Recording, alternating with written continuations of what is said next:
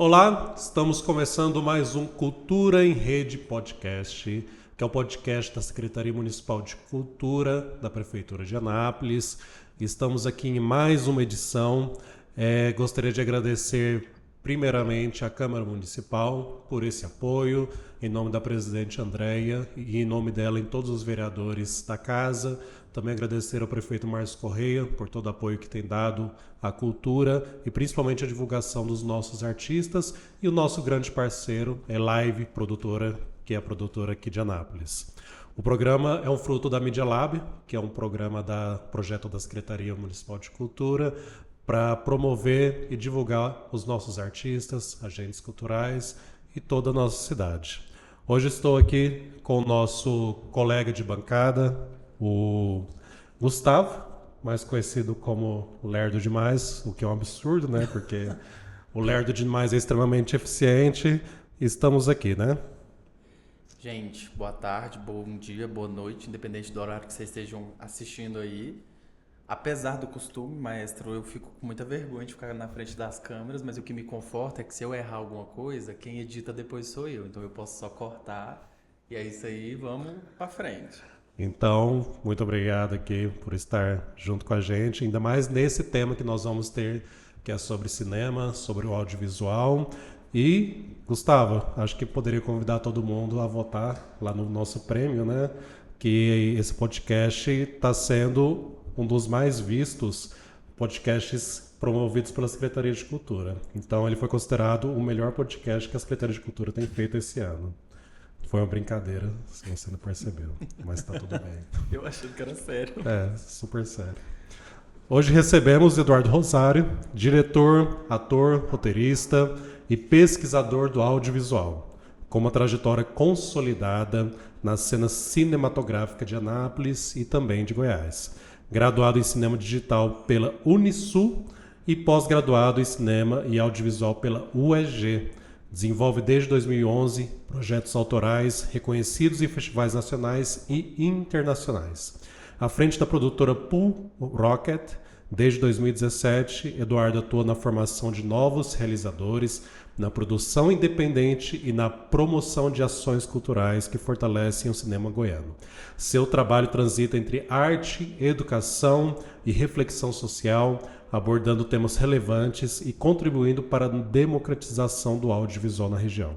Hoje vamos conhecer um pouco mais sobre sua trajetória, seus processos criativos e os desafios de fazer cinema no interior do país, e as histórias que marcaram a caminhada no audiovisual. É um prazer recebê-lo, Eduardo, e por ter aceito esse convite, por estar aqui no podcast Cultura em Rede. Imagina, o prazer é todo meu. Eu quero conversar com quem criou esse texto e agradecer, porque ela alavancou muito as coisas aí. Mas é um prazer estar aqui com vocês. Estou em Anápolis, eu tenho muito orgulho da minha cidade e pelo que eu desempenho aqui, por onde passo, onde a gente exibe filmes, onde a gente produz, em qualquer lugar que nós estejamos, sempre falamos, viemos de Anápolis. Então nós temos orgulho de falar que eu sou anapolino e um artista anapolino que leva essa arte por aí. É um prazer estar aqui com vocês. Eu estou na dúvida se eu falo secretário, se eu falo maestro, né? Mas vamos lá. Pode ficar à vontade. Ok. Chamar você, Rafael, não tem problema. Como que nasceu o seu interesse pelo cinema e pelo audiovisual? Como que isso aflorou na sua vida?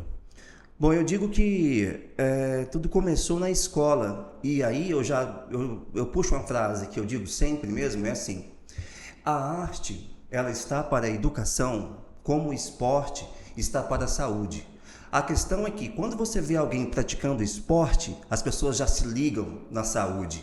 Mas quando você vê alguém fazendo arte, seja qualquer que for a linguagem, nem todas as pessoas ou poucas pessoas se ligam àquilo ou conectam com a educação. Por que eu digo isso? Porque foi na escola em que eu tive esse contato com linguagens artísticas. E foi dali que eu percebi que havia um interesse e que havia uma disposição para mim lidar com isso. Eu comecei no teatro. Na verdade, eu comecei fazendo paródias musicais, mas daquilo lá você vai tendo interação com a modalidade artística, com outras pessoas, e você vai então compreendendo se você gosta daquilo ou não. Mas eu digo assim, foi na escola, e aí essa frase eu repito muito, eu faço questão de que a arte está para a educação, como o esporte está para a saúde. É porque muitas vezes, Rafael, as pessoas olham para a arte só pelo teor, vamos chamar assim, de entretenimento. A arte por si só, ela basta. Mas a arte ela é uma coisa mais plural, sabe? Ela é educação, ela é provocação, ela é consolo. Gente, quem nunca, no momento de dificuldade, nas maiores dificuldades da vida, ou nos momentos mais felizes e alegres, eles vão recorrer a alguma coisa da arte, sabe? Seja um vídeo, seja um filme, seja uma música, seja qualquer coisa que seja, assim, você tá muito mal, você recorre a ela. Você está muito feliz, você recorre a ela. Então, na verdade, a gente tem que compreender a profundidade que ela carrega, que ela não é só entretenimento. Eu digo que a arte, ela é um sustento ao ser humano. E se a gente começa a compreender o quão e o quanto a arte é necessário na nossa vida, aí a gente começa a valorizar mais as experiências artísticas, não só aquelas que a gente vê, mas as que nós mesmos podemos ter. Mas foi na escola. Foi na escola. E quais foram as suas primeiras referências? Os artistas, cineastas ou o pessoal da arte cênica? Sim, né? eu comecei nas artes cênicas, mas logo eu já começando a assistir filmes, eu não me identificava muito assim a conhecer nomes e tudo mais, mas eu conhecia a cena ali de Terra em Transe, por exemplo, né? Então, cinema novo. Quando eu conheci o cinema novo, eu vi as pessoas ali, a própria, porque quando você conhece cinema novo, que foi uma época no Brasil, você acaba se ligando com outras coisas. Por exemplo, como a própria Nouvelle Vague, por exemplo, que é uma coisa de fora, mas você vê que é o quê? O que é o quê? Não, é eu mostrar as coisas da minha realidade, do meu dia a dia, as coisas que estão ao meu alcance, pegar isso e trazer para a tela. Então, o cinema novo foi como se as pessoas entrassem para a tela. Aí, por isso que no cinema novo, então eu posso filmar coisas que me atingem, coisas que eu gosto ou não gosto, eu posso começar a falar ou a refletir sobre essas questões. Então, o cinema novo, para mim, no cinema, foi talvez o meu grande, assim, eu olhar aquilo e falar, caramba, o cinema não é só aquela coisa distante, sabe, assim, vou chamar até assim, mais elitizado e tudo mais. O cinema ele pode discutir coisas locais, inclusive, que é o que eu me proponho desde sempre. Por isso que é muito forte em mim, discutir coisas locais, coisas que estão ao nosso alcance. Por quê? Porque eu acredito que o cinema ele pode ser algo que faça parte, inclusive, de onde ele é produzido, não desprezando todas as particularidades. Com certeza. Houve algum filme, algum trabalho que você viu aquilo e falou, nossa, realmente eu quero trabalhar com cinema? Bom, sobre trabalhar com cinema, eu citei Terra em Transe já, né? Então eu citaria Glauber Rocha, que foi um cineasta do próprio cinema novo, que me mostrou isso. Eu lembro que quando você é muito pequeno, você vê muito TV. Você talvez nunca não vê mais TV, né? São outros tempos hoje em dia. Tá, ok. Mas houve uma época que a gente via TV. Eu lembro em 95, eu assisti um filme chamado Filadélfia.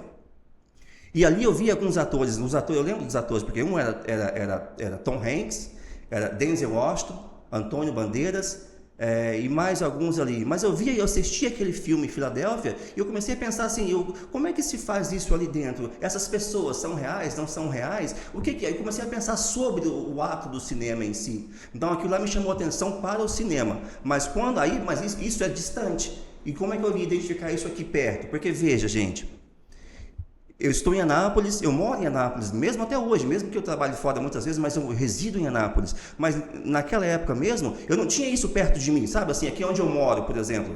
E aí, tem alguém fazendo cinema aqui? Tem alguém que eu vou lá assistir um filme de alguém? Não tinha, que eu conhecesse, não tinha. O mais perto que eu encontrei assim disso foi o quê? E quem é de Anápolis vai se lembrar disso. Eu não vou dizer que havia, embora ele não esteja mais presente aqui em corpo, mas a lembrança dele, a arte dele se permanece. É o Washington Lucia Boca em Boca, porque eu encontrei no Washington alguém que eu olhava, estava aqui ao meu alcance. Está ao meu alcance. Sabe, de eu olhar e conversar. Inclusive, eu fiz filme com o Washington, inclusive, eu atuei ao lado do Washington. O primeiro filme que eu fiz foi com o Washington. E ele me deu uma aula de atuação. E eu vi assim, caramba, esse cara é muito bom. E ele era muito bom mesmo. Mas estava aqui ao meu alcance, né? Então, esse filme Filadélfia, é um filme americano, obviamente, né? Foi o que me chamou essa atenção. Depois eu vim para o cinema brasileiro, passando por essa que eu falei de Glauber Rocha, principalmente, e depois eu quis vir para perto de mim. Aí eu conheci o Washington, que aí nós fizemos uma parceria, nos convidaram. É o Washington Ribeiro. Isso, o Washington Ribeiro, alguém, olha só, hein, era final de semestre nas faculdades, e os cursos de publicidade, alguns deles, não sei se ainda é assim, eles optam para as pessoas fazerem alguns projetos, audiovisuais inclusive. E aí, nesse final de semestre, iam fazer um filme. Aí convidou eu, que era ator de teatro, eu era ator da Companhia Napolina de Teatro, como eu comecei no teatro, né? Eu era ator da Companhia Napolina de Teatro, fizemos peças como, por exemplo, Santana das Antas vai ao Santana das Antas, que é sobre os 100 anos da cidade de Anápolis, percorremos mais de 10 cidades apresentando, então eu era um ator de teatro. Mas essa turma de publicidade fariam um filme, e aí entre os atores convidados da cidade para participar, estava o Washington e estava eu. E nós tínhamos uma cena juntos, inclusive. Ali eu conheci o Washington. E ali eu vi algo perto de mim, que eu me inspirei em algo que eu vi perto de mim. Só para entender essa ligação. E dentro disso, qual que foi o momento que você tomou a decisão de cursar cinema? Certo. Bom, eu já trabalhei com várias outras coisas. Eu já fui gerente administrativo em empresas. Mas eu sempre tinha essa coisa da arte em mim. E eu pensava assim... Isso é possível de ser um negócio? Eu consigo me manter sendo artista? Porque eu não tinha referência assim de me manter, porque isso é um assunto assim delicado, inclusive, e muitas pessoas não fazem nem ideia. A minha mãe hoje mesmo, ela não sabe nem como que eu ganho dinheiro até hoje. Eu falo, mãe, eu sou um cineasta. Vai passar seu filme? Entende? Então, mas ela não sabe como é que isso é um negócio também. Então, eu não tinha essa referência. Aí eu larguei de fato esse emprego que eu tinha e comecei então a estudar artes cênicas, comecei a fazer teatro. Aí dentro do teatro comecei alguns projetos ali que eu conseguia dinheiro através deles, mas chegou um momento em que eu fui absorvido mesmo assim. O cinema foi uma coisa que falei, caramba, isso aqui eu posso imortalizar isso. Isso aqui você pode assistir 10, 15, 20, 30 vezes. Eu posso levar ao mesmo tempo. Ele pode estar sendo exibido aqui, ali, ali e ali. Essa potencialidade do cinema, e diga-se de passagem, o cinema, se não for uma das únicas, é a única arte que consegue aglomerar todas as outras dentro dele. Então ele tem uma potencialidade enorme nessa questão. E aí eu só faltava pensar assim, como é que se ganha dinheiro fazendo cinema? Então eu fui depois estudar cinema de fato. E depois de estudar cinema eu comecei a produzir. Eu lembro que houve o primeiro festival de cinema na cidade de Anápolis, 2011. Então foi ali eu produzi um primeiro filme. O meu primeiro filme que eu produzi, no caso, 2011, porque para um festival de cinema. Olha que eu já falei aqui de escola, ou seja, né, como é importante isso na escola, mas quando eu falo do primeiro festival de cinema, feito pela administração da cidade, então o que eu digo também? Políticas públicas. Porque foi no festival de cinema que me inspirou a produzir, não só a mim, mas quantos outros viram aquilo e falaram, eu nunca tinha produzido um filme na minha vida, eu não tinha uma câmera. O que eu fiz? Eu pedi uma câmera emprestada com alguém, não emprestada, assim, não adiantava pedir emprestado, porque se eu pedisse emprestado, eu ia fazer o que com ela? Eu não tinha nem celular, né? Não tinha, eu ia filmar quem? Então o que eu fiz? O cara tinha uma câmera VHS. Pasmem, quem for ver isso hoje, depois, quando for, era VHS. Fita, colocava lá dentro e tal. Aí ele falou assim, Dudu, eu vou te gravar. Beleza.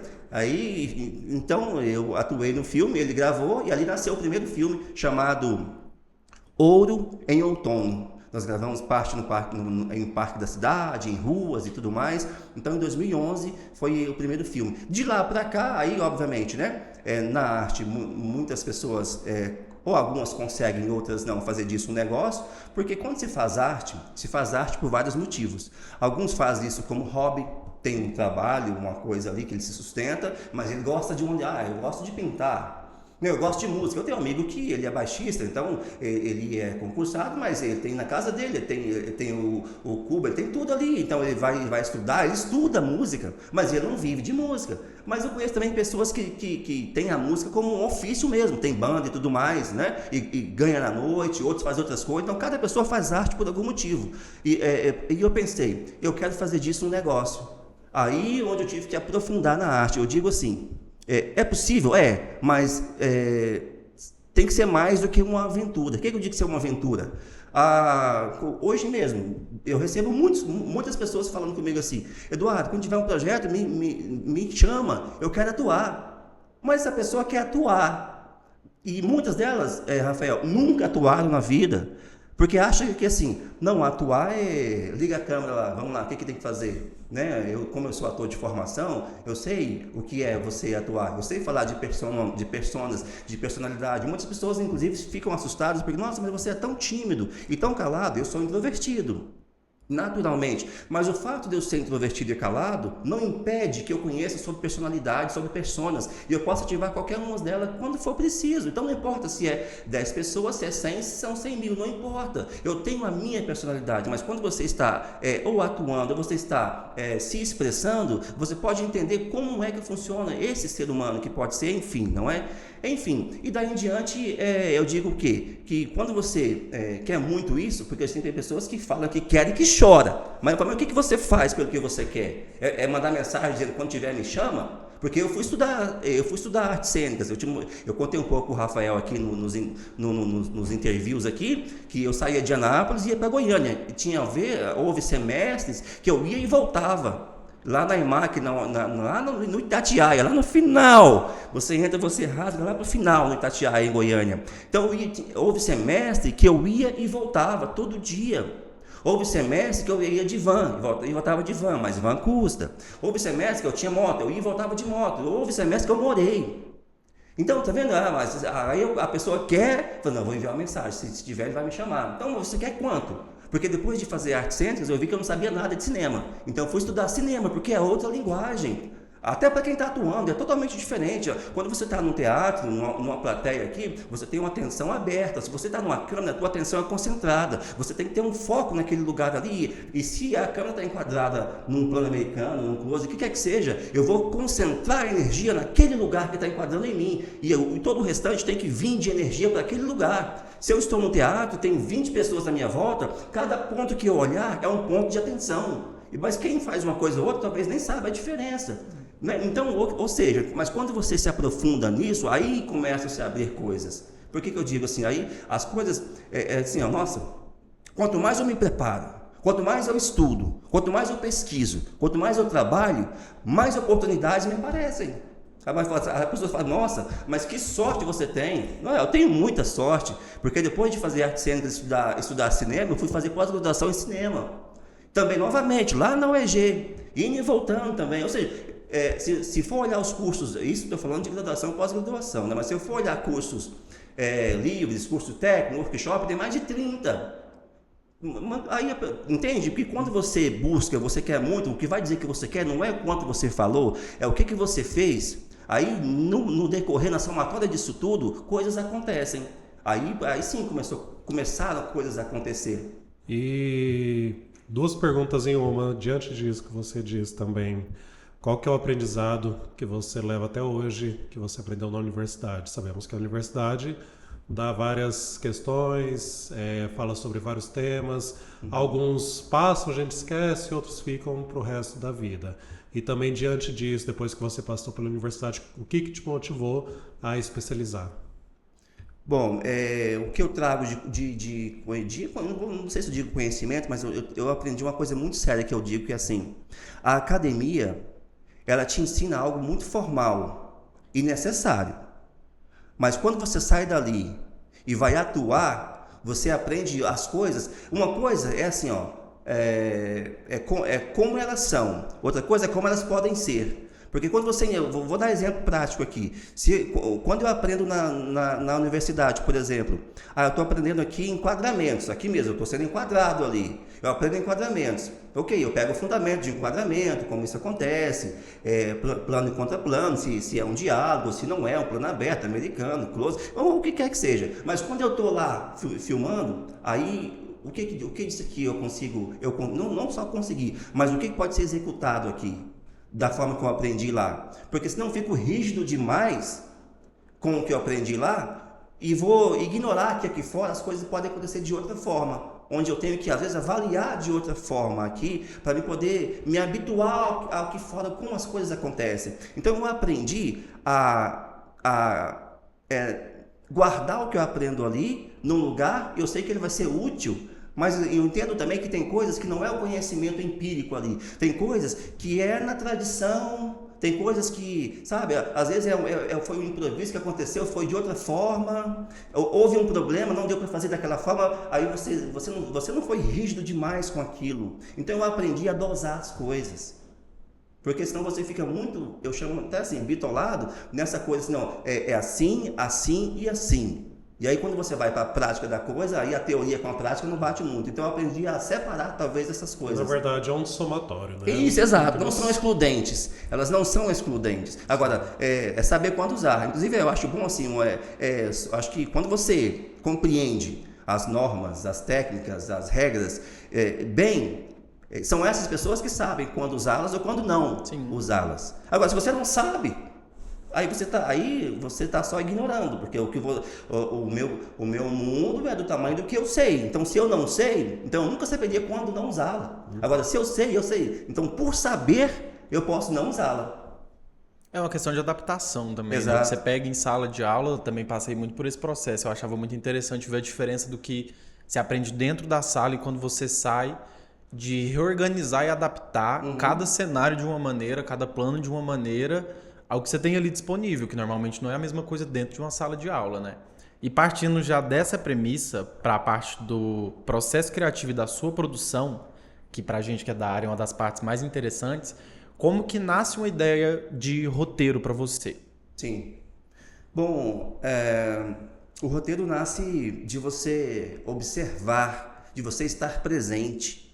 Eu digo que, me perdoe, eu perguntar o teu nome.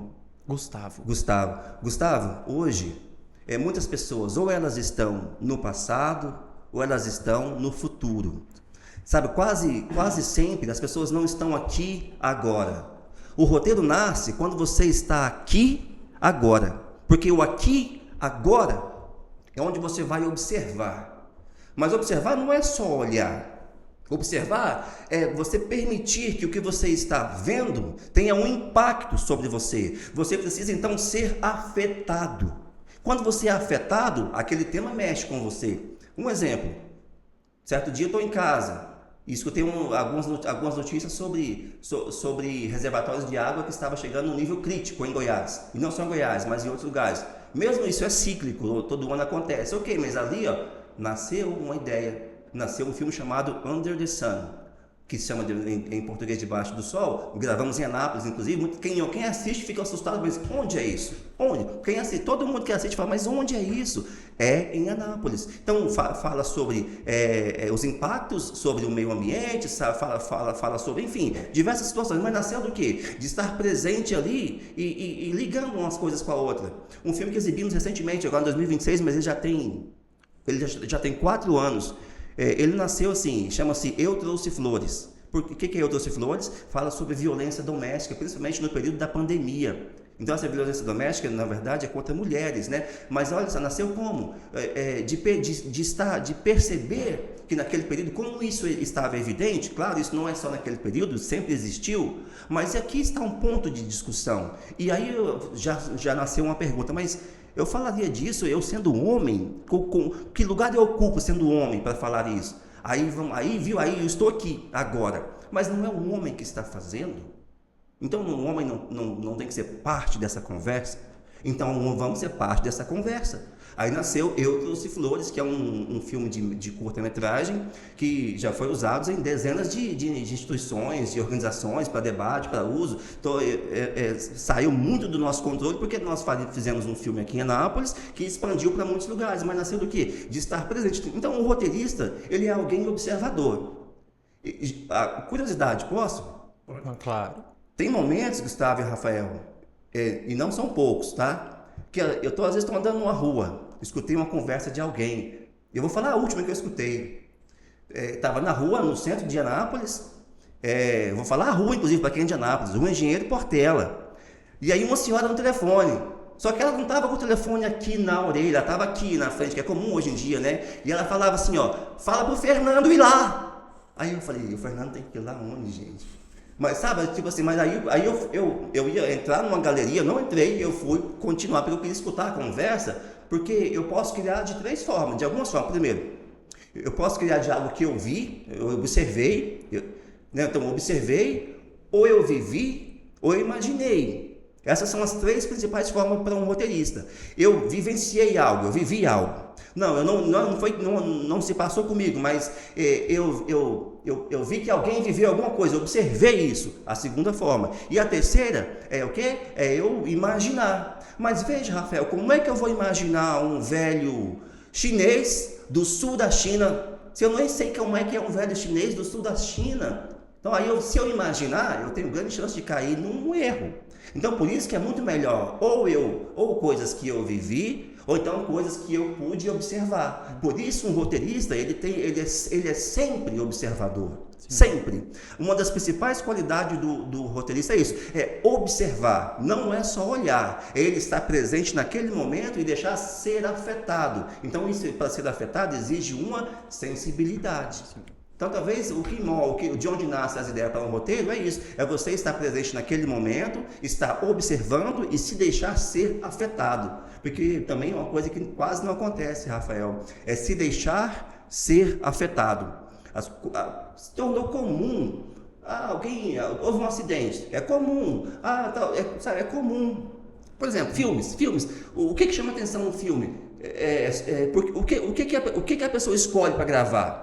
Por que ela não escolhe assim, Gustavo acordou numa sexta-feira, tomou seu café da manhã tradicional, foi para o trabalho, trabalhou como todas as sextas, voltou para casa e tudo correu bem. Não filmam isso, Gustavo. Por quê? Porque é como se fosse uma linha reta. Sim. Não se filma o cotidiano, o comum. Claro que se filma, mas em menor grau. Eu assisti um filme assim, um dia desse, até recomendo, falando nesse assunto aqui, eu falo muito, me perdoe, mas chama-se Dias Perfeitos. Que é isso, é filmar o comum, por exemplo. Então, por que eles querem? Algo que saia dessa linha reta. Então, fez isso, isso eles querem filmar. Então, nossa, olha só, gente, uma máquina que foi esquecida em algum lugar ali, o pessoal abriu ela e tinha algo químico ali. Opa, ali saiu do que é reto, então tem alguma coisa. Então, sabe, nossa, um rapaz matou não sei quantas pessoas e fugiu para cidadezinhas pequenas de Goiás. Vamos filmar, porque tem. A mesma lógica do cinema é a lógica da comunicação. Por que então que não noticiam o comum? Porque as pessoas não querem ver o comum. Já está batido. Entendeu? Mas no comum mora coisas belíssimas. Só que, tanto para a ideia de roteiro, tá vendo? Por que eu fui olhar, então, reservatórios com nível crítico? Porque saiu do comum. Por que eu vou olhar violência doméstica? Por quê? Porque vai sair de uma linha. Então, tudo que vira monótono, olha que eu estou tracejando mesmo, virou monótono, não se torna interessante para o cinema, não se torna interessante em muitos meios de comunicação. Eles querem alguma coisa que dê algum impacto. Você já até respondeu a próxima pergunta, que seria se você costuma partir de experiências pessoais ou de observação. Então eu vou dar uma reformulada, porque eu já vi que você citou bastante a parte de observar a realidade, né? Como que você interpela, então, as suas experiências pessoais para suas produções? Tá, eu penso que um filme que filme eu faço? Aquele que só eu poderia fazer.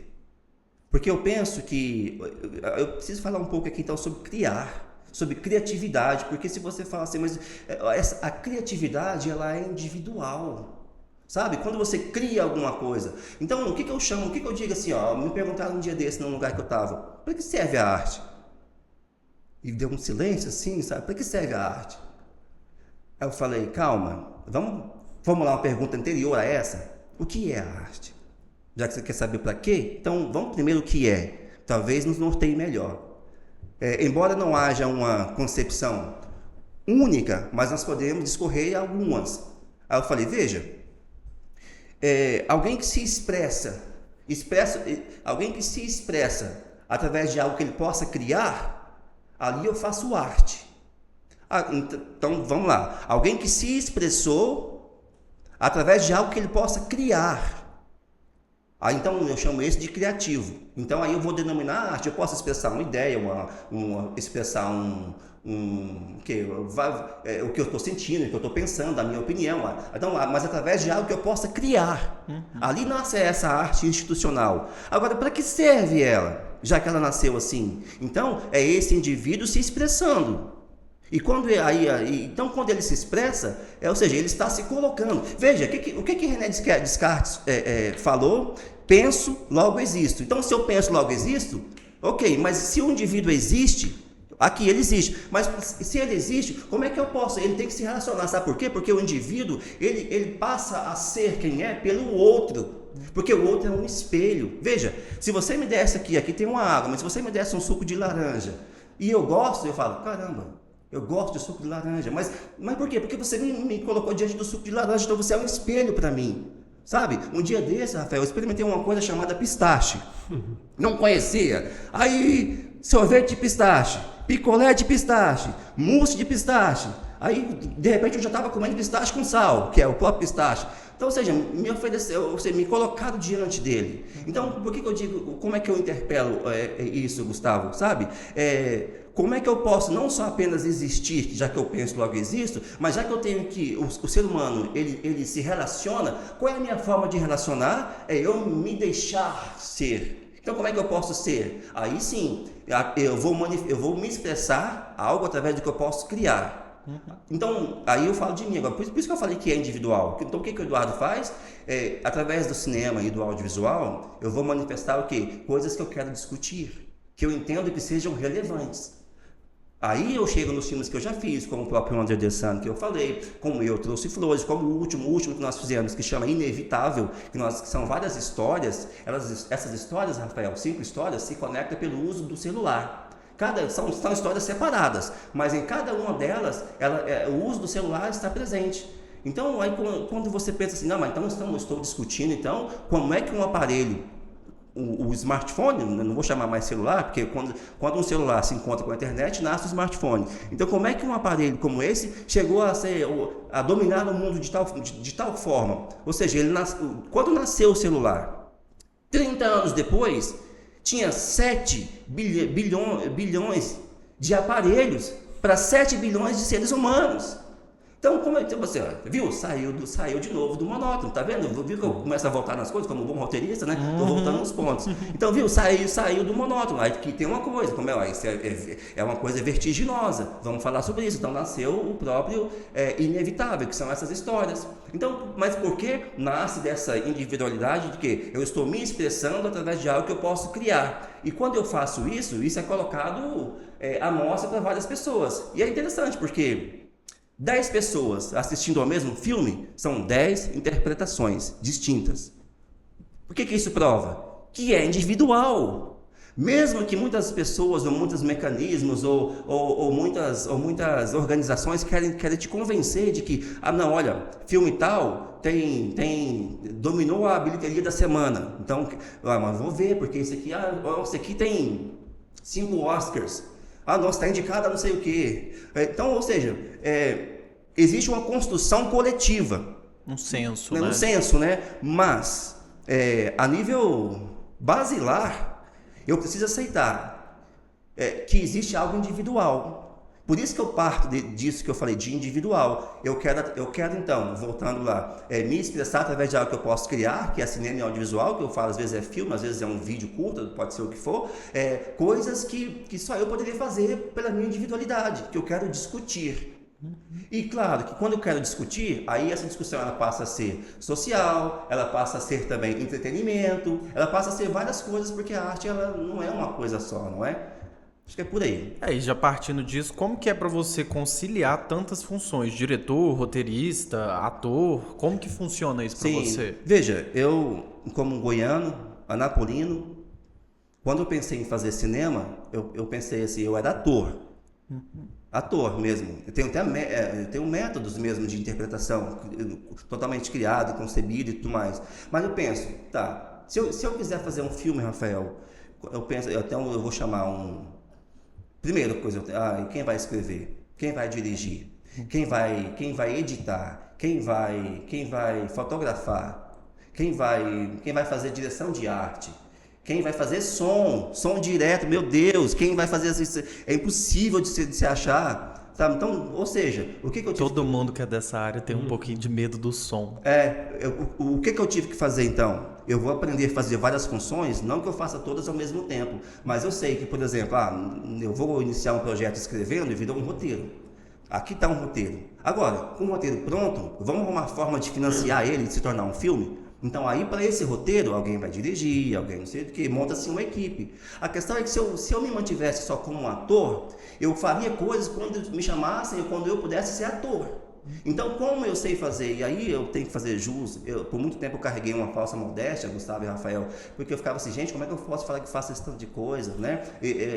Será que é presunçoso? Não é a questão que eu acho que eu sei, eu estudei cada uma delas minuciosamente. É um multiartista, né? Só que eu não faço todas ao mesmo tempo. A questão é, para cada projeto, eu desempenho uma coisa ali, não é?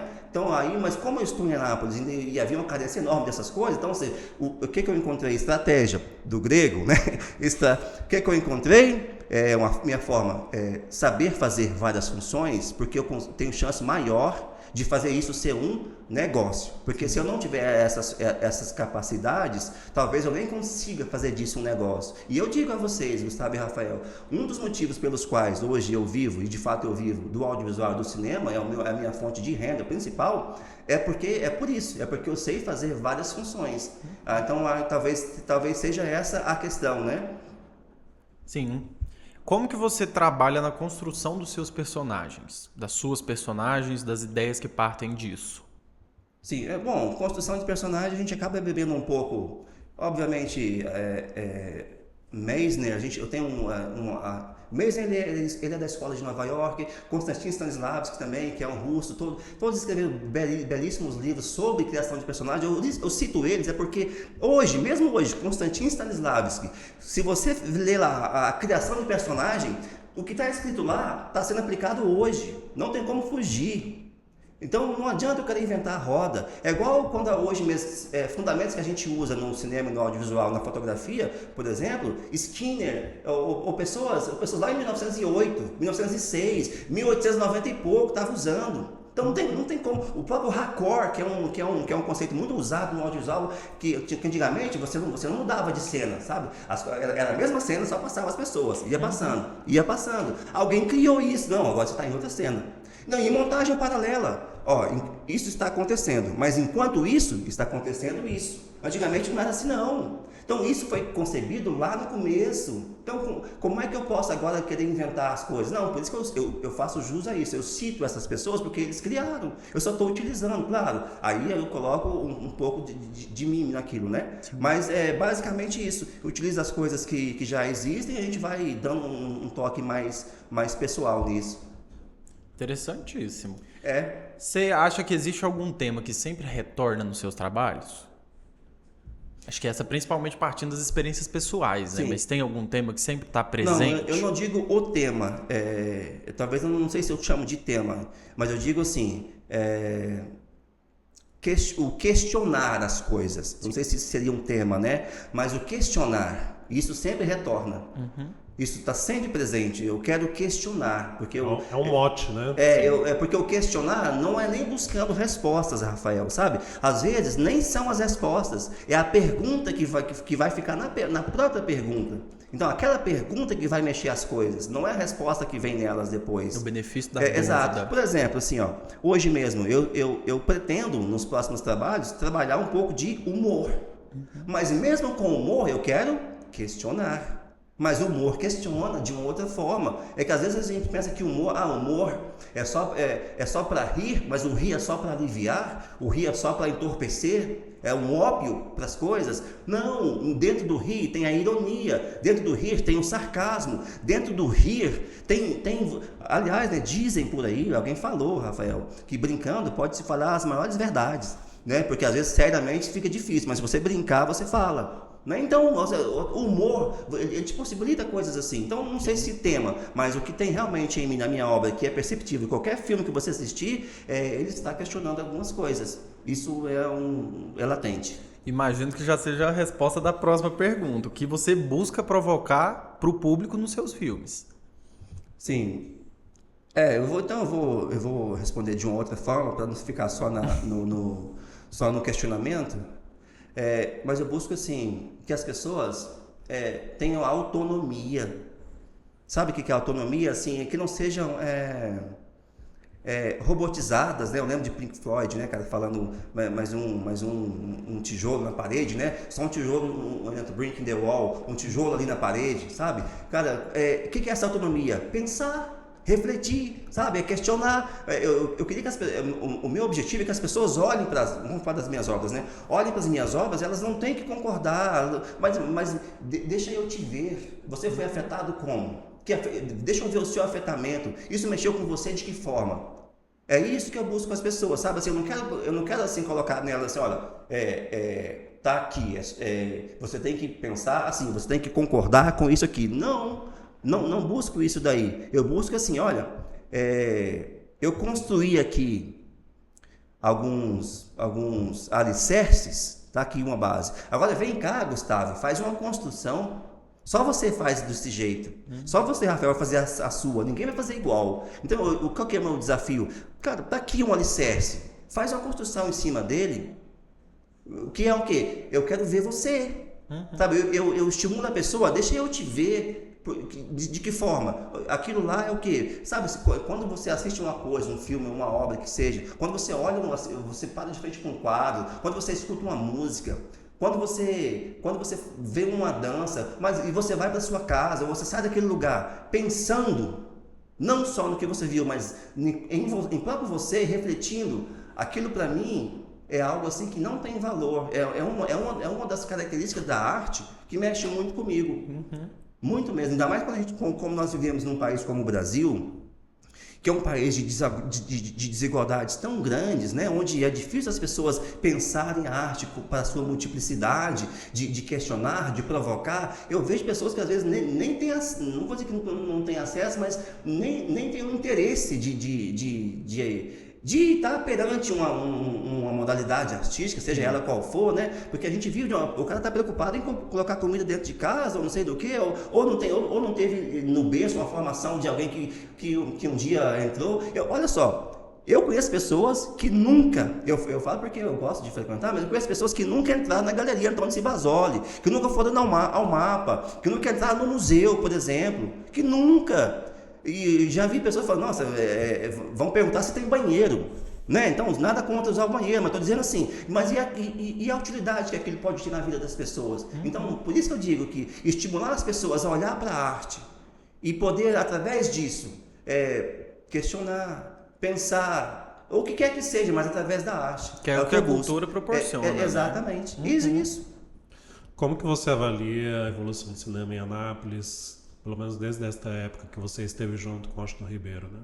Sim, gravei com Washington Ribeiro em 2004. O primeiro filme meu foi em 2011, no primeiro festival de cinema. De 2011 para cá, ou até mesmo desde que o Washington esteve presente, né?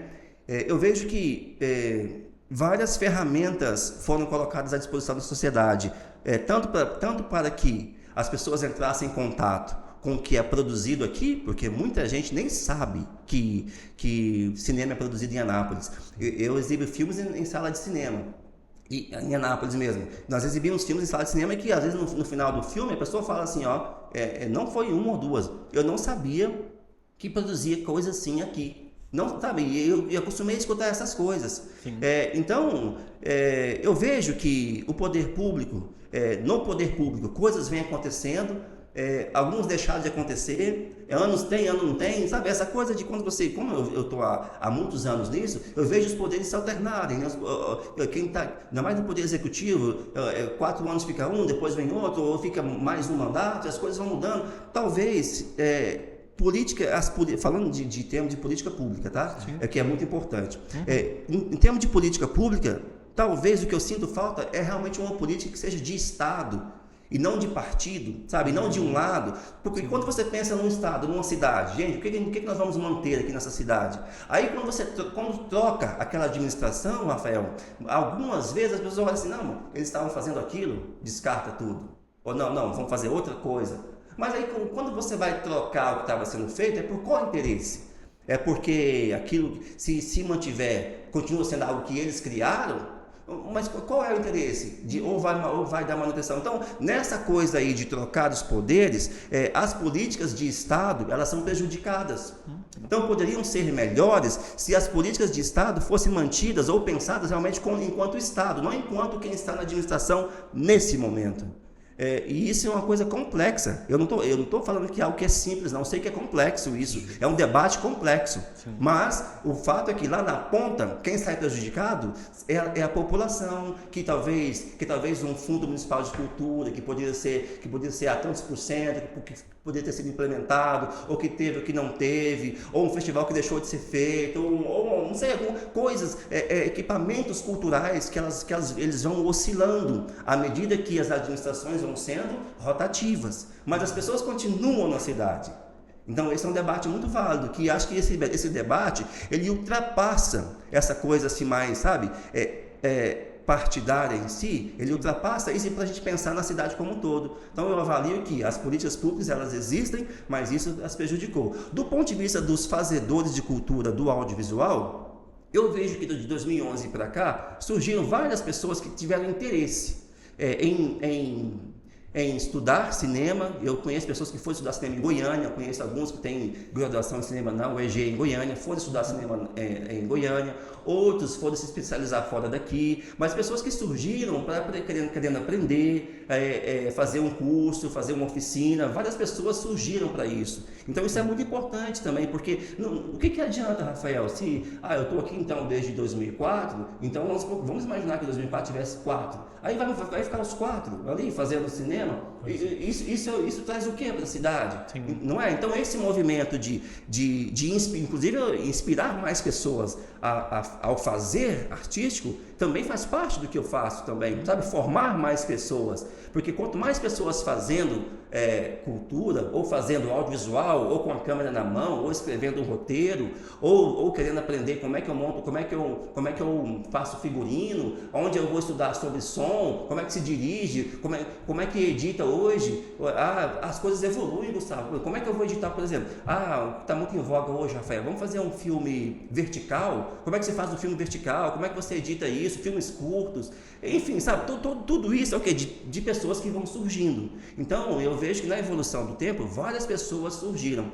Eu digo que o saldo é positivo. Se eu for equalizar tudo, desde políticas públicas, de pessoas que surgiram, o que eu digo assim que é uma coisa difícil de fazer, talvez, se vocês tiverem a solução, me falem aqui agora, nesse momento, é sobre formação de público. Porque isso eu vejo assim que é incrível, mas poucas pessoas, se você for olhar a totalidade de uma cidade de 400 mil habitantes ou mais, não são muitas pessoas que estão ali frequentes na cena cultural, Sim. sabe? Elas não têm muito interesse, mas se você trouxer o nome, Gustavo e Rafael, que veio de não sei onde, uma apresentação global, uma apresentação não sei o quê, aí vai encher o teatro. Valorização externa. Mas quando você vê as pessoas que são daqui, né? Aí alguém pode falar assim, mas Eduardo, isso é em todo lugar, em toda cidade é assim. Ok, então, mas é mais um tema a ser discutido. Formação de plateia. Formação de plateia. A própria divulgação dos eventos também, isso é uma coisa que a gente sempre ficou assim, como se faz isso? Divulgação sobre quem faz a arte mesmo, divulgar, ou os próprios mecanismos públicos. Assim, essa coisa, porque assim, as pessoas também vão assistir, vão ver, vão prestigiar o que elas sabem que está acontecendo. Ela não vai no lugar que ela não sabe que houve aquilo, é impossível isso, né? Então, eu acho que há várias instâncias nisso aí, mas no saldo eu digo que é positivo. Eu quero ver, Rafael, o copo meio cheio aqui.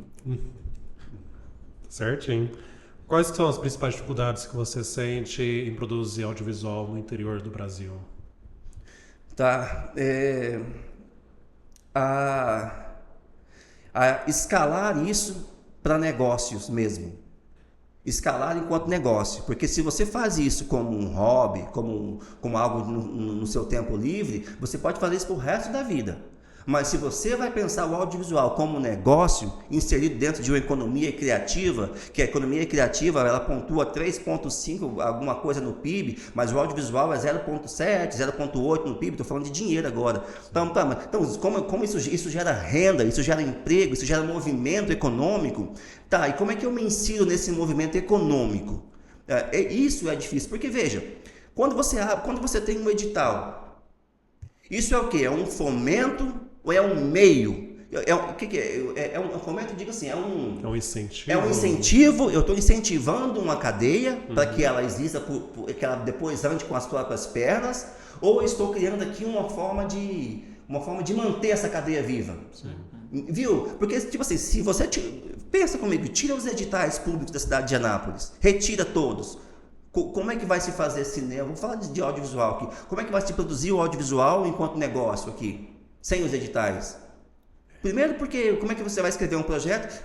Quando você vai para a iniciativa privada, o que eles querem? Olha, iniciativa privada é o seguinte, aqui é empresa, aqui é indústria, aqui enfim, o que você... Aqui é o seguinte, aqui visibilidade. Existem... Não, mas aqui existem custos aqui. Sim. Então aqui é um negócio. Você vem aqui querendo fazer um filme, vamos pegar leve aqui, você quer fazer um filme de 10 mil, quer que eu aporto 10 mil no seu projeto? Tá, mas eu tiro 10 mil do meu negócio e você traz o que para mim? Qual é a contrapartida? Muitos não sabem nem É trava. parou ali. Então, como é que o setor produtivo vai se comunicar com o setor privado? Se não tiver um elo de ligação, falta um elo de ligação entre quem produz e entre o setor produtivo. Que elo de ligação é esse? Sabe, eu tenho pensado muito sobre isso. Qual é o elo de ligação? Mas se você pensar isso, Rafael, isso é no Brasil todo. Sim. Sabe? Porque nem país como o Brasil, assim, onde justamente por questões como essa, onde se consome pouca cultura nacional, então é muito difícil que essa cadeia produtiva consiga se comunicar bem do ponto de vista de tornar viável, de financiar um produto cultural na iniciativa privada. Eu tive algumas experiências assim, até funcionou. Mas por quê? Mas depois de mais de 10 anos, tratando as coisas, errando. Eu lembro, Gustavo, de fazer reunião no DAIA, e o cara fala assim para mim, você sabe que a gente é de lucro presumido, né? Aí eu pensar assim, o que é lucro presumido? Sabe assim, como Precisava de alguém lucro real. É isso. Então, mas como é que eu vou reunir com uma pessoa que eu nem sei o que é isso? Então, ficou aprendizado? Ficou, mas eu entendi, caramba. Então, se eu quero, para haver alguma chance disso acontecer, eu tenho que estar pronto para isso. Aí depois a coisa virou, aconteceu, porque a gente vai aprendendo. Mas não adianta também aprender, porque a gente não está falando aqui de uma pessoa, a gente está falando de um setor cultural. Sim. Então, se eu pensar no setor cultural, talvez a gente tenha essas deficiências, que pode ser, lógico, por estar... Se isso é difícil no Brasil como um todo, imagina no interior de Goiás, né? Então, talvez, uma questão aqui é essa. Eu tenho pensado isso. E se os editais forem, talvez... 95% das chances das coisas existirem. Então nós vamos, claro que sem eles é pior. A gente vai só dar manutenção nisso, né? Então, claro, os editais são necessários e precisa acontecer mesmo. A questão é, né? Eu não vejo a curto prazo, a médio prazo, outras formas da cadeia produtiva do audiovisual se manter, se for um negócio, fora de editais. Eu não consigo enxergar ainda. Eu tento, juro para vocês que eu tento, mas eu não consegui enxergar ainda. Então, talvez, estando no interior do Brasil, talvez uma das grandes dificuldades seja isso. Deixa eu fazer uma provocação nesse sentido que você falou. Você acha que tem artistas, fazedores de cultura, que talvez se acomodem nessa questão dos editais e não tem essa preocupação de achar outros meios de fazer a sua arte, de fomentar, ou você acha que também que o incentivo cultural, no termo dos editais, seja do governo federal, estadual, municipal, eles servem para achar mais talentos, né? Para não ficar na mão das mesmas pessoas sempre e tudo mais. Uhum. Mas você acha que não existe nenhum outro meio, igual como você disse, dos 90% da questão dos editais? Ou você acha que deveria ter essa procura a mais, ou talvez essa criatividade de você achar outros caminhos para que o seu trabalho seja reconhecido, talvez não fora da sua realidade ali, e às vezes a gente observa que até fora do Brasil os trabalhos eles são até mais reconhecidos do que o próprio ali, do que a gente vê, né? Sim. O que você pensa sobre isso? Bom, talvez, se o setor produtivo também tivesse mais comunicação, tivesse mais união, eles teriam força em conjunto. Uhum. Eu estou falando do audiovisual, porque é um setor que eu conheço, né? Então, quando você tem um fazedor aqui, um produtor aqui, um aqui, e cada um falando por si, então dificilmente eles vão conseguir algo fora desses editais. Se a gente tivesse realmente, de fato, um setor que fizesse força em bloco... Falasse a mesma língua. Exato, né? A força em bloco, aí pode ser que alguma coisa acontecesse. Sim. Então, eu sei que, por mais que algumas pessoas podem acomodar, mas aí eu falo, beleza, elas acomodam, mas elas vão fazer o quê? Eu conheço muitas pessoas assim, que se você fala assim, não tem edital esse ano, ela não produz. Não produz. Tá, mas aí ela vai fazer o quê? Não tem um edital, ela vai fazer o quê? Ela vai...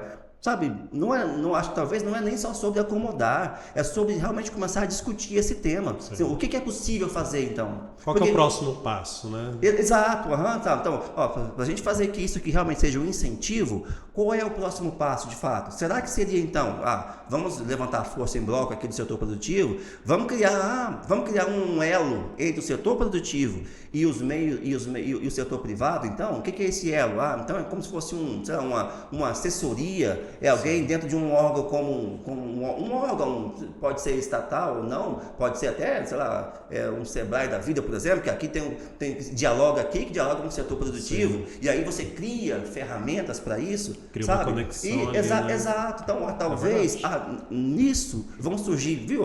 Em poucos minutos aqui nasceu-se um começo de uma ideia. Sim. Que se ela for maturada, ela pode se transformar em outras ideias muito melhores, que existem possibilidades. A questão é, talvez, então, essa discussão ou esse diálogo precisa ser mais difundido. Sim. Talvez essa seja a questão.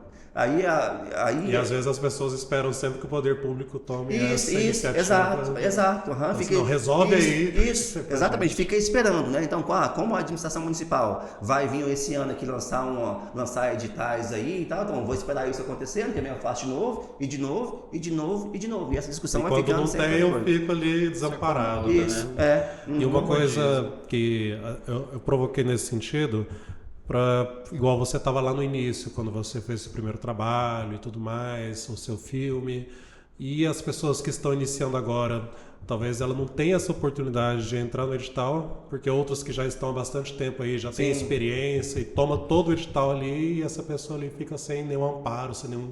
o que era para ser para essa pessoa, né? Um incentivo ali. Sim. E às vezes a gente fica assim, pensando nisso, como que a gente poderia não fugir disso, mas complementar para as pessoas que já têm uma estrada maior, como que a gente faz essa ligação junto com o setor produtivo, como você falou, essa ideia junto ao Sebrae, ao Senac, ao SEST, que são organizações que podem ajudar junto ao DAI, a própria CIA, né? Ter um diálogo maior, porque até eu fiquei sabendo esses tempos que algumas indústrias aqui de Anápolis, né, do DAIA, por terem sede em São Paulo, no Rio de Janeiro, eles acabam apoiando pela Lei Rouanet vários produtores de São Paulo, do Rio, e eles são aqui de Anápolis, mas não apoiam nada daqui. Sim. Então, não ter essa ligação, né? E o poder público também, como a gente está um ano e meio, mas nunca procuraram esse pessoal para ter essa ligação e tudo mais.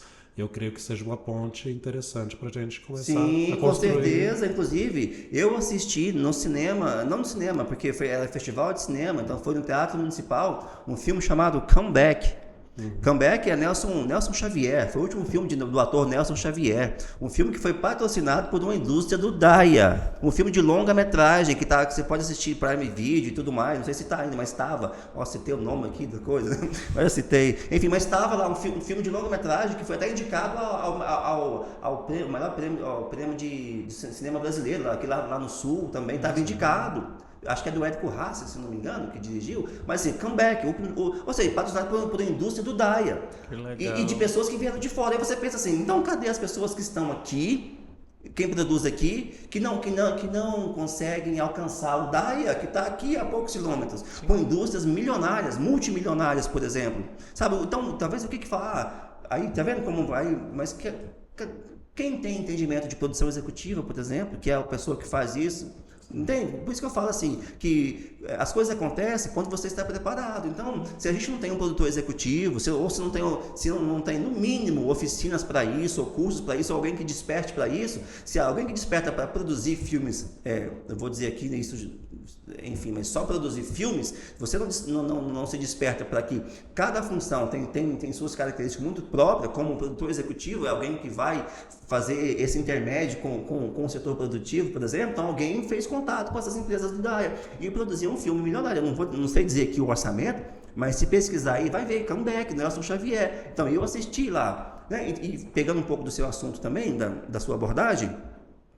pelo menos a nível de editais, me parece muito pertinente que não sei se como está em Anápolis com relação a isso, quando se abre categorias para pessoas iniciantes, pessoas que não têm, né, que não tiveram ainda mais de tantos projetos e tal. Então, estamos fazendo isso agora na PENAB. Isso, porque isso é uma forma de quê? De garantir que pessoas que estão começando tenham oportunidades. Porque eu lembro muito bem que a nível federal, por exemplo, aí Rouanet mesmo, muitos proponentes aí famosos sempre ficavam com muita coisa. Por quê? Porque, veja, Gustavo, você tem uma empresa, você vai lá querer depois lá como mídia na sua empresa o Lázaro Ramos ou o Eduardo Rosário, né? Que o Eduardo Rosário é conhecido aqui em algum lugar de Anápolis, talvez mais em casa, né? Do que o Lázaro Ramos, que você coloca o rosto dele, todo mundo sabe quem é. Então ele vai apontar por quê? Eu quero alguém conhecido. Entende? Aí eu vou culpar você porque você quer alguém conhecido. Viu como o assunto é complexo? Então eu tenho que ter dentro das ferramentas mesmo, ali dentro, eu tenho que atender todo mundo. Eu tenho que criar ali condições para todo mundo. Porque na origem, eu tenho que agir na origem. Eu olhar lá para a ponta e querer resolver lá na ponta, não vai funcionar. Eu tenho que olhar na origem. A origem é dentro dos editais, como na própria PNAB aqui em Anápolis, ter já lá dentro condições para isso. Perfeito. Como que a Identidade Goiânia aparece nas produções audiovisuais do Estado? Do Estado? Como que a Identidade Goiana do nosso Estado, daí tem as produções que são feitas dentro do Estado também. Sim. Como que essa identidade aparece dentro dessas produções? Sim. Você acha que tem uma valorização? Você acha que é esquecido? Você acha que é reprimido? Como que é a projeção delas, né? Bom, a nível de cinema ou a nível de... Porque, não, de cinema de mesmo. Cinema? De produções audiovisuais. Tá. Porque a nível de produções audiovisuais, eu acho que ainda é um pouco incipiente. Existe, por exemplo, existem obras que mostram da arquitetura de Goiânia, existem obras que mostram da arquitetura de cidades como... Por exemplo, eu gravei em Tubiara. Em Tubiara tem a primeira ponte pêncil do Brasil que poucas pessoas conhecem. Então esse filme que eu citei, que é Inevitável, foi em Tubiara. Então lá nós mostramos essa ponte Afonso Pena, sei até o nome agora, ponte Afonso Pena. Mostramos a ponte Afonso Pena e quando a gente abre o filme com a cena aérea ali da ponte Afonso Pena, a primeira ponte pêncil do Brasil, ou seja, eu estou valorizando que a arquitetura e estou mostrando essa cidade para gente que não conhece. Aí tem filmes assim, tem filmes que exploram alguma coisa, mas ainda é pequeno, até porque a produção de filmes a nível de audiovisual em Goiás, ela não é grande, não no ponto de vista de produzir, Gustavo, ela é pequena do ponto de vista de ser vista. Entende? Então, da visibilidade. Isso, de visibilidade. Então, até tem situações assim, como eu já vi produção até querendo explorar tradições goianas, como o próprio Fogaréu, como a própria Cavalhadas e tal. Então, que querem explorar coisas assim, mas produziu. Mas se ninguém vai assistir, ou se poucas pessoas vão assistir, então existe, Gustavo, Gustavo e Rafael, mas eu penso que é pouco visto, é pouco difundido, é pouco divulgado, até porque quais são as janelas de exibição em Goiás? Quais são as janelas? Vai exibir aonde? Em festival de cinema? Que se você for em festival de cinema esse ano, se for ano que vem, você vai encontrar as mesmas pessoas. Sim. Você vai encontrar as mesmas pessoas. É o mesmo público sempre. Isso, então se a janela de exibição é festival de cinema, como é que eu vou alcançar a comunidade, a sociedade, as outras pessoas? Como que a gente poderia construir uma parceria também com alguma TV, com alguma coisa assim? Então, mas isso já existe, essa possibilidade ela é muito real, porque eu recebo requisitação muito de TVs comunitárias, de TVs locais, como, não sei se eu posso citar nomes aqui, como TV UFG, por exemplo, direto quer exibir coisas lá, por exemplo, até em Anápolis, a UniTV também quer exibir coisas, inclusive o Alan, que é alguém que gerencia a UniTV, falou para o Eduardo, vamos produzir uma série aqui dentro, ou seja, eles querem. Aí, de novo, a gente volta no quê? Mas qual é o elo que vai ligar essas coisas? Entende? Existe, a demanda existe. Os veículos existem, mas quem é que vai fazer isso se aproximar? Sim. Talvez mora aí, sabe? Então, a nível de TV, até a nível de digital, por exemplo. A gente está com um projeto não sei se houve ou se está acontecendo uma ideia de um projeto de um streaming, por exemplo. Eu sei que a nível federal já nasceu o Tela Brasil, né? Sim, o Tela Brasil. Eu não sei se dentro do Tela Brasil existem segmentações para estados, por exemplo, ou não. Eu não entrei no Tela Brasil ainda. Mas tá vendo? A nível de digital, que hoje em dia, gente, todo mundo tem celular hoje. Então, o celular seria um meio de divulgar, de ter acesso, as pessoas têm acesso às produções. Então, eu acho que explorar mais as janelas talvez seja um caminho para que a gente possa escoar o que a produção goiana mostra sobre Goiás. Então, a produção goiana mostra sobre a arquitetura, sobre as tradições, mostra sobre o seu povo, mostra sobre isso. Nós estamos agora, inclusive, Rafael, concluindo um roteiro que chama-se Lado B. O que Lado B fala? Lado B fala assim, em Goiânia mesmo, tem uma lei lá, municipal, lógico, lei assim, né, entre aspas, mas que coloca a Goiânia como capital da música sertaneja. Então, ou seja, eu conheço pessoas, Gustavo e Rafael, que nunca vieram em Goiás. Eu não estou brincando, para quem vai assistir isso em qualquer momento. Não é mentira. Podem perguntar para mim depois. Que nunca vieram em Goiás, que acham que Goiânia é uma grande fazenda, onde as pessoas andam a cavalo. Então vocês também sabem, né? É sério isso, gente. A roça, é sempre roça. Então, aí o que a grande mídia faz? Se vai levar alguém daqui para algum lugar, vão levar o quê? Vão levar alguém com chapéu, vão levar alguém que...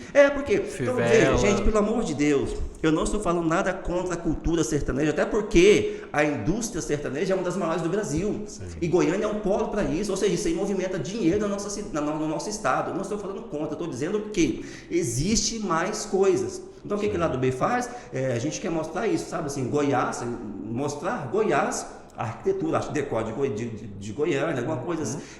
Goiás Goiânia tem ou tinha, não sei se isso mudou, 2 dos 10 prédios mais altos do Brasil, está em Goiânia, prédio, sabe, não é torre de fazenda, é prédio mesmo.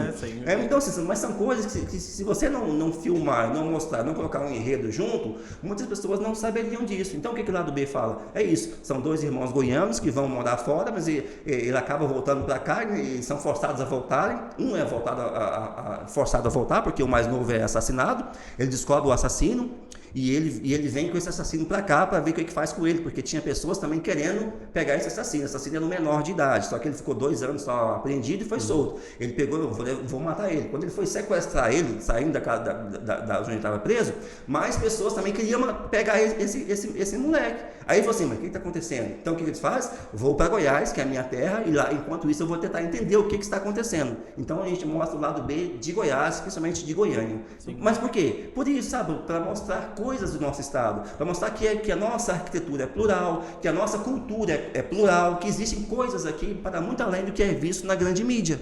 Talvez inclusive uma das possibilidades para a cultura goiana é isso, é mostrar essa grandeza de Goiás. Interessante para pensar também, uma coisa que a gente sempre entra muito em brincadeira e em choque é a diferença de gerações, né? Eu, por exemplo, nasci em 2003, então você já estava entendendo esse mundo, você já estava inserido nesse mundo enquanto eu tinha acabado de nascer, né? E não é tanto tempo assim de diferença. Nem viu o Brasil ganhar a última Copa. Não viu o Brasil ganhar a última Copa, vocês citando o VHS, para mim é uma coisa assim... O que é isso? O que está acontecendo? Conheço porque estou na área, mas entra na próxima pergunta também.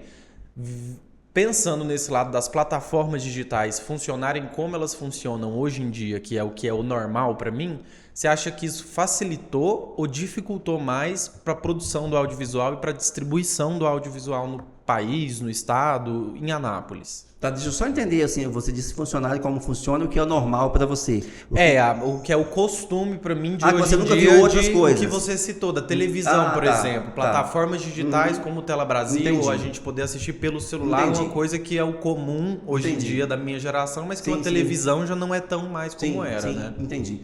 Olha,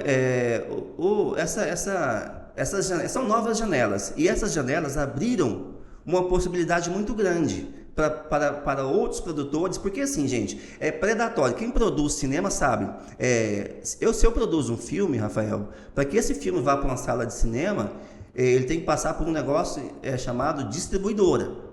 Só que as distribuidoras, Claro, é um negócio. Então o que elas querem? Dinheiro. Então elas vão distribuir blockbusters, elas vão distribuir filmes indicados ao Oscar, ela vai distribuir coisas assim. Ela vai dar atenção para um filme gravado em Goiás. Não, ela vai colocar filmes na sala de cinema que são rentáveis para ela. Então, por isso que é predatório. Aí, diante disso, muitos filmes, Gustavo, pequenos, médios filmes, nunca seriam vistos ou assistidos se não tivesse uma outra janela, que são os streams, por exemplo. Aí vamos fazer aqui um meio termo, né? Porque eu conheço donos de cinema também. Por exemplo, eu conheço dono de cinema que é amigo meu, inclusive ele falou para mim, Eduardo, eu estou há tantos meses sem conseguir pagar isso e isso, porque o público que vem não custeia o meu cinema, não dá, a menos que venha um filme tal, por exemplo. Ele falou assim para mim, não, quando veio Barbie, aí salvou não sei quantos meses, Barbie salvou não sei quantos meses, aí depende que venha mais um para que salve também. E ele falou assim, porque antigamente, Eduardo, todo filme salvava. Por quê? Porque as pessoas iam ao cinema. Então, viu, por outro lado, poucas pessoas querem ir ao cinema, Gustavo. Sim. Mas no ponto de vista de ser mais... de abrir possibilidades para pessoas conhecerem mais obras, conhecerem mais filmes, conhecerem mais séries, esses filmes são fundamentais. E não só isso, veja, hoje, se eu quiser, eu posso terminar com vocês aqui a gravação e assistir uma série da Noruega. Sim. Eu posso ver um filme argentino. Eu posso chegar lá, eu quero assistir, por exemplo, Relatos Selvagens, que é um filme argentino, tá lá, sabe? Mas mesmo que esse é um filme grande, mas ou filmes assim, um filme da África, por exemplo, do continente africano, sabe? Eu posso ver coisas de lá. Mas por que eu posso ver isso? Porque existem essas janelas. Então essas janelas, elas são necessárias. Elas são necessárias. Sem elas, muitos tipos de obras pequenas e médias não teriam janela para ser exibidas. Não teriam. Então, são necessárias. Sim. Esse tema é um pouco mais para a recepção do público em si, né? Essa diferença do tempo para o público, como que a gente acessa essas produções. Mas o que você acha que mais mudou durante o processo da sua formação? De quando você se formou até hoje em dia, o que você mais acha que mudou? Em que aspecto, assim? Acho que num aspecto mais amplo. Você tem alguma coisa mais marcante? De produzir? Sim, da produção. Você acha que mudou muita coisa do processo de produção de quando você se formou até hoje? Bom, eu poderia falar várias coisas, mas as coisas ficaram mais dinâmicas. As coisas hoje são mais dinâmicas. Isso em vários níveis. Se você vai assistir um filme, uma série que seja, o tempo médio de tela hoje, de plano, não de tela, de plano, tá? É 1,5 segundo. 1,5 segundo, gente. Tem gente de mais idade hoje, gente de 50, 60, 70 anos, tem dificuldade de assistir filmes mais atuais, porque eles não conseguem nem acompanhar o ritmo de plano, sabe? Porque há algum tempo, Gustavo, o tempo de plano era 5, 6 segundos, você ficava no mesmo plano. Então a pessoa fica habituada àquilo, sei o que está acontecendo. Eu, por exemplo, fui assistir um filme agora onde os fracos não têm vez, por exemplo, filme já antigo, mas ele abre o filme assim com um plano de 26 segundos. Isso é raro hoje em dia. É meio assim, sabe? Por que isso foi influenciado? Em grande parte porque os meios digitais pedem isso. Então, a influência dos meios digitais também está no cinema. Então, os planos são mais rápidos. As histórias são contadas de forma mais rápidas. Então, olha só, como isso foi influenciando. O cinema hoje ele é diferente do que era antes. Em grande parte porque as coisas foram ficando mais dinâmicas. Dinamismo. Exatamente. Mesmo. Essa coisa que a gente vive hoje sabe assim, quase como o Bauman fala, né, de uma realidade líquida mesmo. As coisas não são feitas para durar assim. Então elas têm que dar espaço para outras coisas também. Rápido, e outra coisa. Veja, hoje, 2026, o acesso que nós temos hoje, Rafael, a quantidade de informações hoje, que eu tenho hoje em 2026, é muito maior do que eu tinha lá em 2004, por exemplo. O acesso à informação, eu não tinha esses dados, não tinha esses acessos a tanta coisa, a tanta informação, a tanto estímulo. Não tinha, então, talvez esse seja uma das maiores mudanças perceptíveis, sabe? A quantidade de informações que nós temos que metabolizar, quantificar, compreender, e depois dar uma devolutiva através de mim para o que quer que seja, isso trouxe um impacto muito grande. Porque eu acho que nós nem estamos, talvez um dia, mas hoje, nós nem estamos preparados para absorver tanta coisa. Tanta informação. Sabe? Às vezes você vai lá, Gustavo, você vê ali uma lista de 30 planos para fazer 2 takes, cara.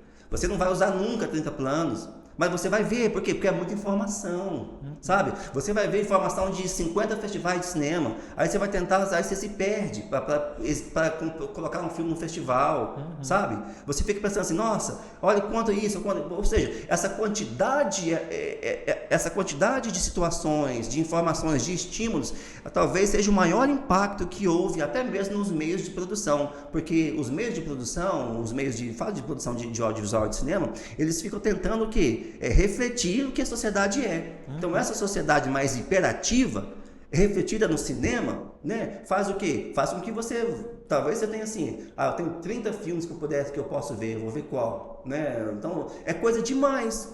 E só que essa coisa demais fica também até mesmo para quem está produzindo. São coisas demais que você poderia. Então essa coisa assim, talvez tenha um impacto muito grande. Sim. Aí você saber administrar isso, você ter um intelecto para não ser levado por uma moda, por um momento, você entender qual é a minha essência. Filtrar, aqui, né? Sabe? Porque senão você não vai ter identidade. Então, acho que quem produz conteúdo audiovisual, uma das características marcantes é o quê? Qual é a sua identidade? Sabe? Porque senão você se perde. Você vai tentar assim, não, eu quero fazer coisas assim. Não, coisas assim. Aí você, não, o cara falou tal coisa. Ele ali falou não sei do que. Outro falou não sei do que. Aí você vai tentar fazer o quê então? Então muita gente hoje, Gustavo, não tem identidade. E o fato de não ter identidade muitas vezes é porque ela fica tentando pegar um pouquinho da identidade de cada um. De cada pessoa, de que fulano falou, de que fulano disse, aquele curso, vou pagar esse curso hoje, isso aqui, não, vi um negócio aqui no celular. Então, essa coisa toda tira a nossa identidade. Então, quando você vai, por exemplo, às vezes, assistir a algo, a um filme, a uma série, a um vídeo, o que quer que seja, talvez falta um pouco de identidade. Só que se a gente for olhar, essa falta de identidade está justamente nisso. É uma pessoa que, ao longo do tempo, não conseguiu equalizar como as coisas são. Eu não consegui simplesmente assim, me manter sendo o que eu posso ser. Eu tive que tentar me ajustar para tudo que falaram para eu ser. Não, você tem que gravar sobre tal coisa, Rafael. Você tem que falar tal coisa. Ih, você é secretário de cultura. Tem que ser assim. Não sei do que. Mas qual é a identidade? E outra coisa, e se você for tentar buscar a sua identidade, você ainda se sente culpado. Eu falei, gente, eu sabia que eu não ia dar, sabe? Eu tinha que ter escutado fulano, eu tinha que não sei do que. Então, às vezes, só de você se mostrar como você é, como você pensa, como você... Aquilo que eu falei no começo, ao roteirista de novo, né? Me expressar através do que eu crio. As pessoas que fazem isso, eu me expresso através do que eu crio, são as que mais têm personalidade. E essas pessoas têm identidade.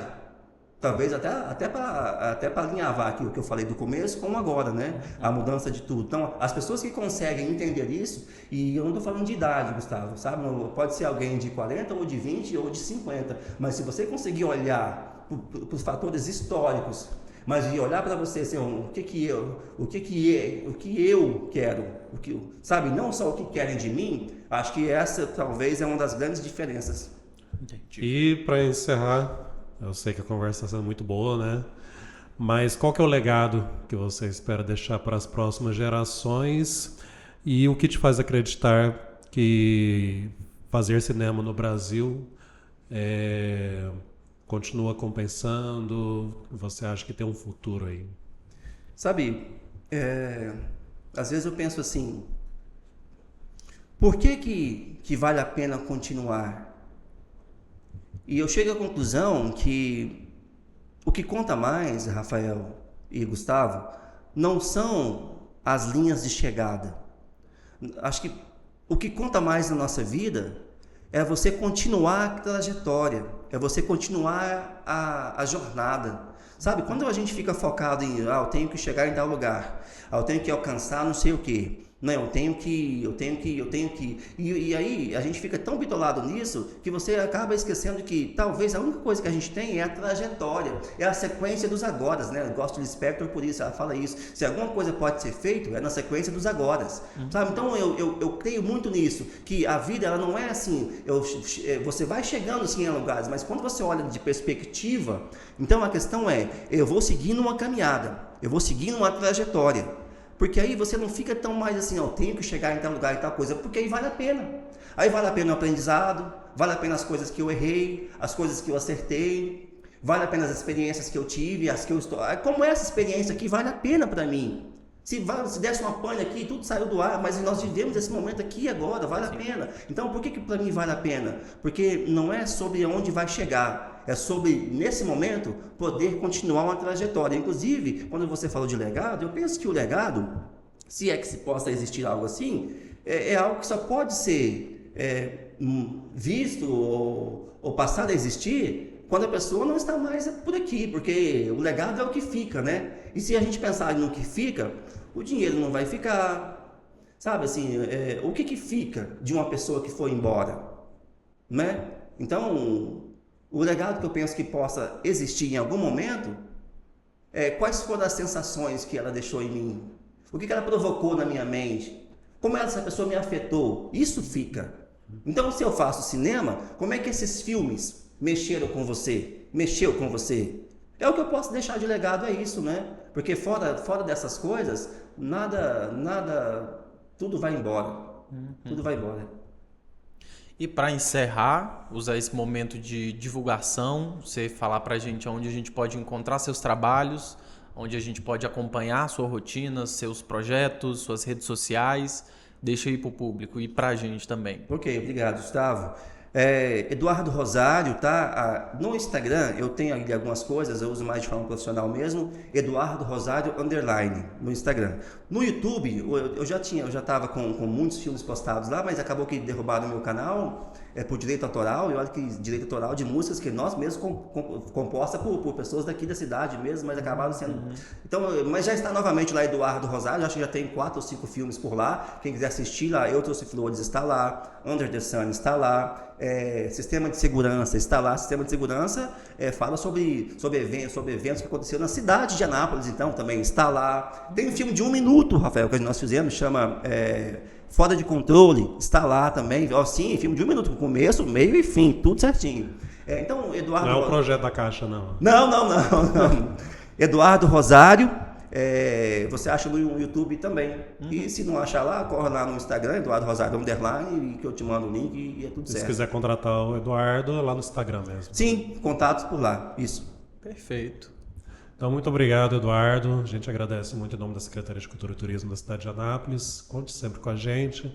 Estamos à disposição, você e todo o pessoal do audiovisual também, para a gente poder construir e que essa conversa possa gerar outras oportunidades para o setor. Obrigado, Rafael, Gustavo. Fico muito lisonjeado e feliz de fazer parte de algo assim, e não só pelo meu nome em si, mas porque eu sei que isso representa, né, o nosso setor, e assim, esse diálogo entre o setor produtivo e a administração da cidade, isso é muito importante, porque quem ganha no final, quem pode ganhar mesmo, é a comunidade, com as coisas que podem chegar até elas, e acho que o foco nosso é esse. Obrigado mais uma vez. A gente agradece muito e esperamos vocês na próxima edição do nosso podcast Cultura em Rede.